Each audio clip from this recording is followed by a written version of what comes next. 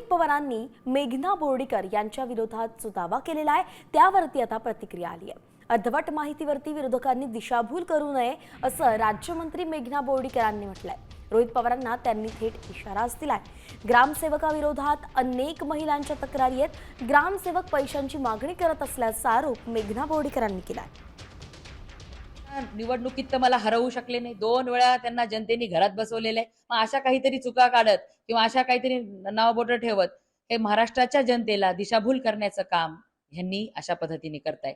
पण यांना मला सांगायचंय, स्वतःचे चमचे त्या गावामध्ये सरपंच आहेत आणि त्यांच्या ऐकण्यावर हा ग्रामसेवक त्या ठिकाणी माझ्या लाडक्या बहिणीला गोरगरब आमच्या लोकांना त्रास देत असेल तर मी अशाच पद्धतीने रिॲक्ट करेन।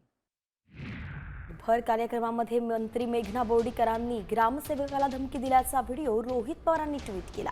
कार्यक्रमात घरकुलाच्या लाभार्थ्यांना आणण्याचं टार्गेट पूर्ण केलं नाही म्हणून ग्रामसेवकाला थेट कानाखाली मारण्याची धमकी दिल्याचा दावा रोहित पवारांनी केला आणि याच मंत्र्यांमुळे महाराष्ट्राची बेअब्रू होतीये, यांना आवरा अशी मागणी त्यांनी थेट मुख्यमंत्री देवेंद्र फडणवीसांकडे केली आहे।